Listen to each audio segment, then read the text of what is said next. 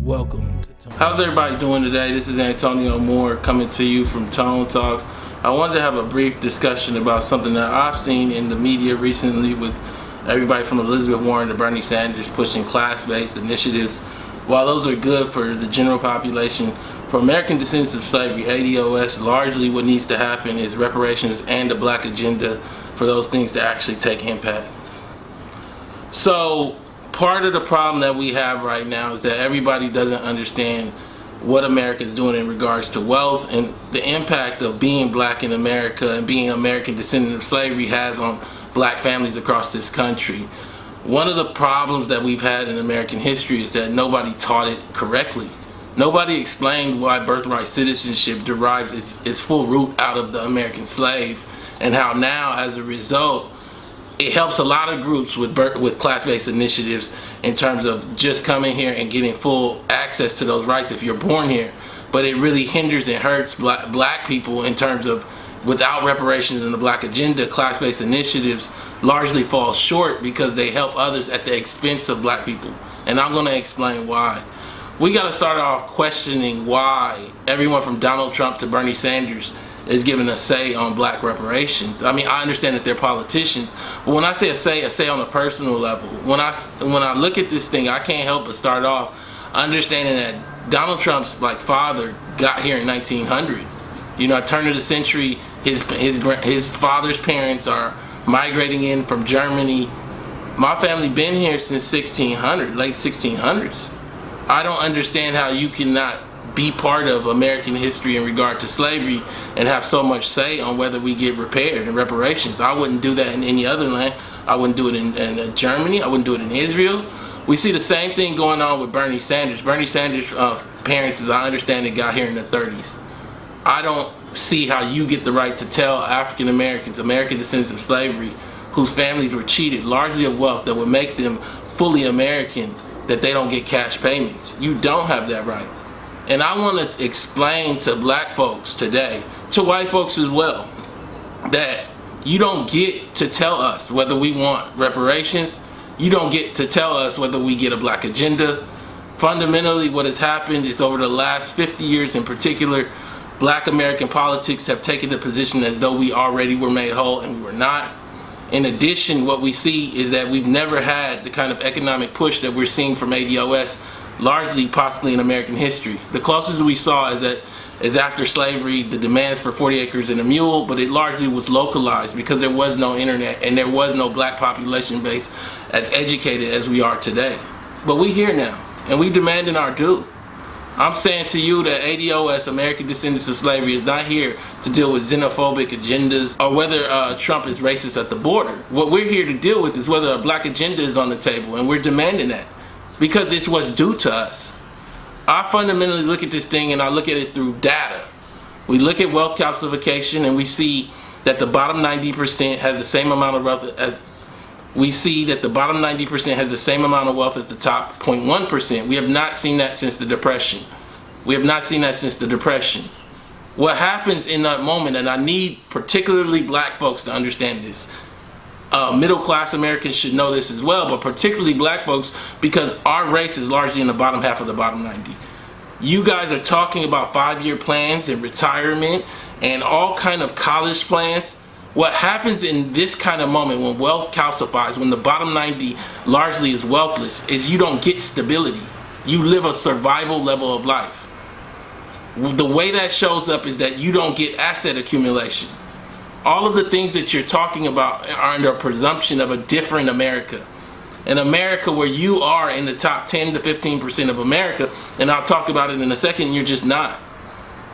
This is not the same place where in 1980, the bottom 90% was taking home nearly 40% of America's familial wealth, and the top 0.1 only had 7%. 7%. We're in a place where through policy, through a number of business decisions, the top 0.1 and the bottom 90 have the same amount.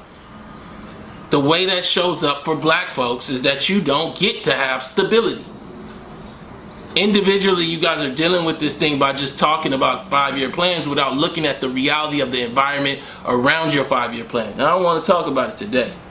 I'm telling y'all that Elizabeth Warren's plan that came out today for college, talking about $640 billion to fix the college debt problem, it works really well after they give us our reparations. It works really well after they do a black agenda focused on black communities, as can be found on ADOS101.com.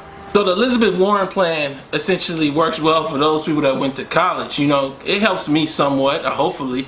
But in the end, who it really helps is white folks who have equity in their homes to basically not have to tap that equity as much so that their kids can go to college. You got to realize above the age, I think, of 25, only 22% of black folks have went to college versus 35% of white folks. So there's already a wealth transfer there to white folks inside of her plan. But in addition, what you see right now is that white folks are having to tap into the equity of their home for their kids to go to college, whereas black folks just don't have that equity. Some people would say, well, doesn't it help black folks because they just don't have the money to send their kids to college? Well, it doesn't help us as much as white America, because white America now gets to keep the equity that's in their home. Come on, let's talk about it. Let's be clear about it. When I think about the whole dynamic, if you give us the wealth transfer that comes through a black agenda and reparations, we can fix ourselves. In addition, this drastically impacts those black professionals that have several $100,000 in debt and likely break $100,000 in income when you take in their gross. But in actuality, less debt, they really are struggling. So what do I mean? We got our black lawyers and black doctors. What does $50,000 do if you have $150,000, $170,000 in debt? In addition, if you make $115 or $150 or $170 because you picked up all of this debt, you don't get any forgiveness. Just give us our black agenda and our reparations, and we don't have to talk about this. What I'm saying to you fundamentally is that this is much more of a help to white folks. White folks that have their kids come live with them after they leave college and make less than $100,000 on purpose so that they can get that loan forgiven so they don't have to tap the equity in their home. See, we got to talk about a multi-trillion-dollar debt to black folks, to ADOS folks, before we talk about anything else. This is why. The consistent concern in the way the programs are sculptured is to help people that are not American descendants of slavery first, so that we get shut out more than anyone else. See, we got to understand this thing in context of metrics. That's all I want to talk about. When we look at this thing, I did a chart. Shout out to Sandy Darity Jr., leading intergenerational economist in the nation out of Duke University. He saw this chart and asked for a copy to use, because I think this chart actually helps give visuals on everything. You got to look at America across metrics, because you know that the middle black family is only worth $1,700 without depreciating assets, but you also know you only have a few 100,000 black families that break $1 million. So understand at the same time, you have almost 15 million white families to break $1 million.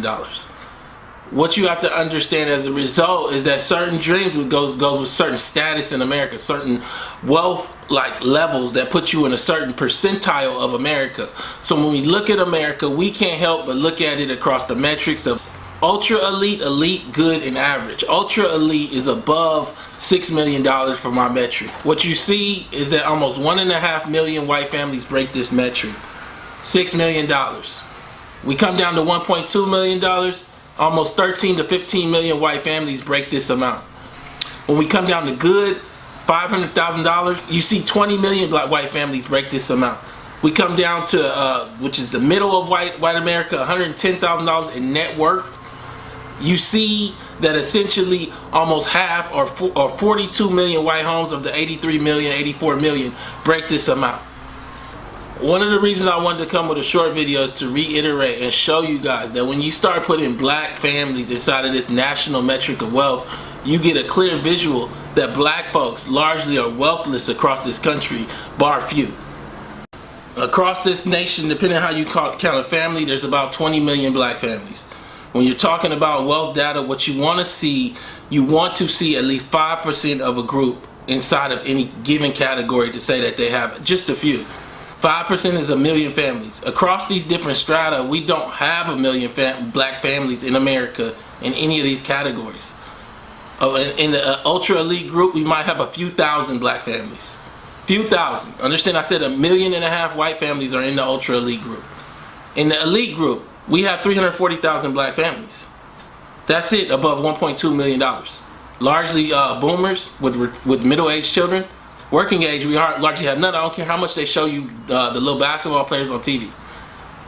Understand that when we start looking at $500,000, which for white folks, 20 million families, that's their college-going group.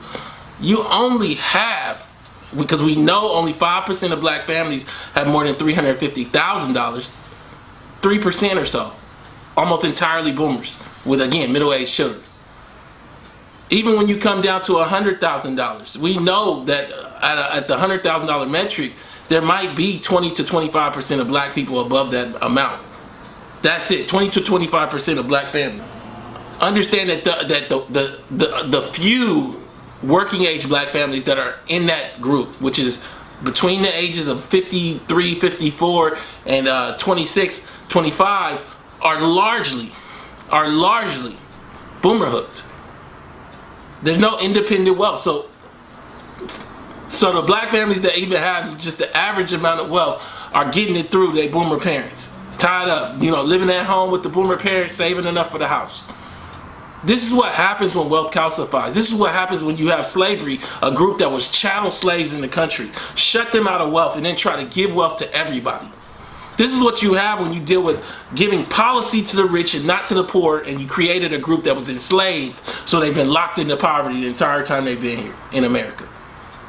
I think fundamentally, in many ways, black America has suffered the most in America, and through that suffering has created an idea that coalitions work for us in the same way they work for everybody else. The problem is that coalitions are undermined by the very history of America. See, we've been here too long and oppressed too long to have a coalition with people that just got here, whether it be in 1980 with black immigrants or more recently with immigrants from Asia or Latin America. The problem that we have right now is that black American descendants of slavery need specific agendas that repair and fix a debt.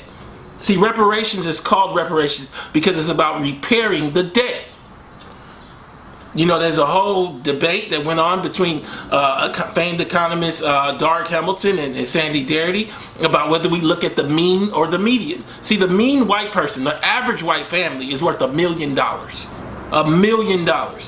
The median white family, which is much more reasonable of a metric, is worth $110,000. But the reason why you want to use the mean in this particular instance is you can't really tell whether black people are in elite, ultra elite, and good levels unless you look at the mean.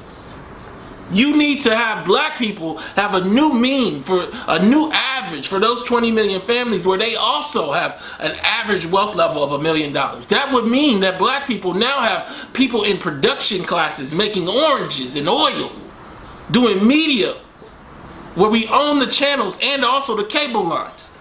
Right now, America has created a false narrative. None of these quick fixes, these sprinkles on top, work for us. They work really well for the middle white family, but they don't work for black folks. I'm telling you today that we don't have a wealth class in America, black folks.